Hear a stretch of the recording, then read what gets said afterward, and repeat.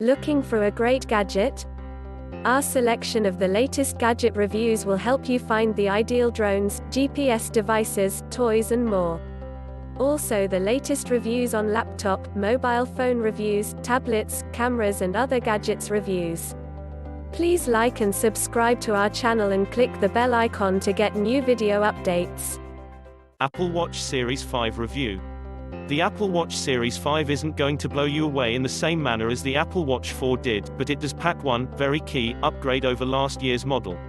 While the iPhone is feeling very similar year on year these days, the Apple Watch underwent a big overhaul last year, so not a lot was expected in terms of improvements this time around.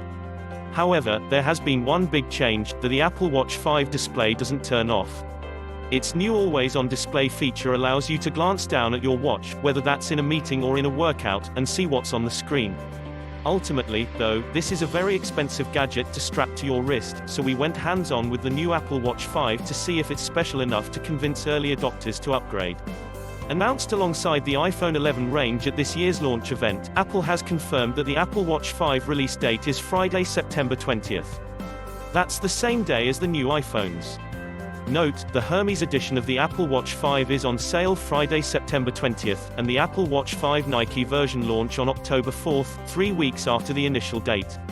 The Apple Watch 5 was announced during the company's September 10th event and it costs $399 for the GPS-only model in the smaller 40mm size. It's a bit more for the 44mm size at $429. The cellular model in 40mm starts at $499, and goes up to $529 for the 44mm model. Most people don't need the GPS version if they're always carrying their iPhone with them, but the larger 44mm size usually nets you better battery life and larger touch points on the slightly bigger screen. The Apple Watch 5 starting price is for the aluminum case, which comes in 3 familiar finishes: gold, space black, and silver. One new perk, this year's case is made of 100% recycled aluminum. You can also pick it up in stainless steel for a higher price, $699 with a sport loop or sport band, $749 with a Milanese loop, or $799 with a leather loop. The all-new titanium Apple Watch 5, in light and dark finishes, starts at $799 with a sport loop and goes up to $899 with a leather loop. Following rumors, the watch will once again come in a white ceramic finish, starting at $1,299 with a sport loop and going up to $1,399 with a leather loop.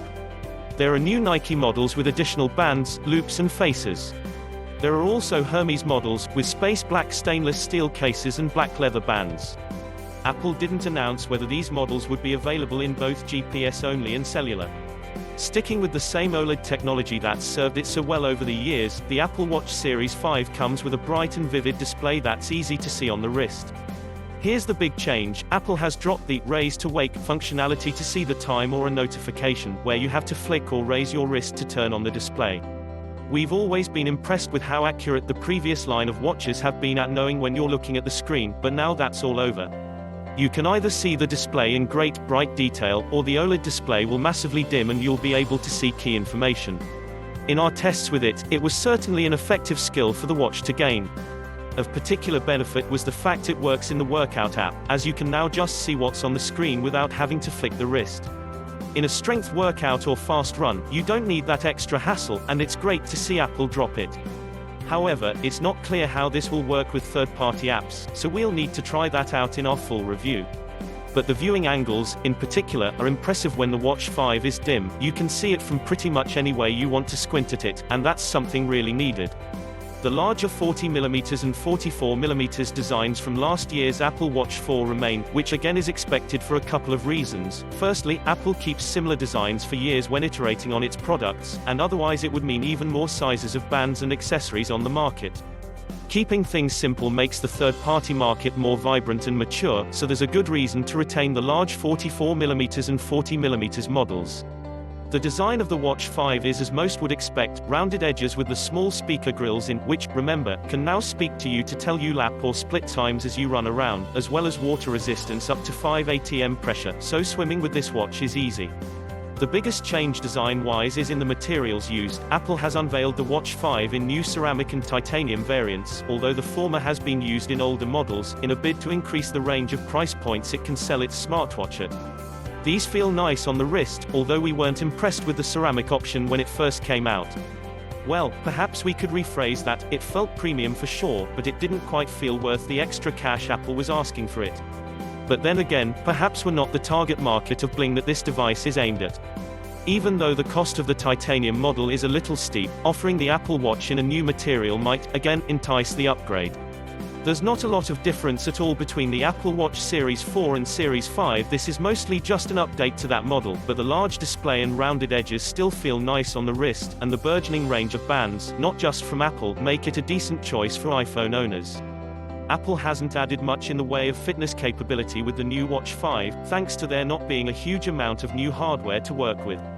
The ECG monitor remains, but that was the headline of last year and it's beginning to get medical approval in a number of countries now. The much vaunted sleep tracking didn't materialize, which makes sense when the battery life hasn't improved, but you'll obviously be able to track the full range of fitness options, from running to swimming to yoga, from the watch, as well as track your output on gym equipment like steppers or treadmills. Beyond that, we're going to need to test out the fitness prowess of the Apple Watch 5 in the real world. Even an improved GPS is hard to assess, as the watch has never let you know when it's locked onto a satellite, leaving you to just hope that it roughly knows where it is. Apple, once again, hasn't increased the battery life of its watch series, sticking with the same 18-hour life that it's promised, and over-delivered on, since the inception of the range. How this translates into real-world use, with an improved processor inside to help make things more efficient, remains to be seen, but we're looking forward to seeing if it can match the burgeoning battery life of the likes of the Samsung Galaxy Watch Active 2 and friends. The key change here is that always-on display. For Apple to increase the amount of time the display can stay on without needing to drop the battery life is something we didn't expect, although it will be interesting to test whether the day-and-a-half battery life we get with the Apple Watch 4 remains. If you were excited for an all-new Apple Watch, you can open up the box marked 2020 and slide that enthusiasm in there, before storing it dustily under the bed for another 12 months. For the Apple Watch 5 is merely iterative, a minor upgrade on the Watch 4 in so many ways. The one key improvement is to the always-on display, which is something we didn't expect to see this year and really does deliver. But anyone hoping for something more dramatic and new in 2019 will be disappointed. This is effectively the Apple Watch 4S with a new screen, something a little different to last year's model. That's not to say it's a bad watch at all. Any improvements are always welcome, but one suspects there's more that Apple can do, and arguably needs to do, if it's to continue as one of the front runners in the smartwatch stakes.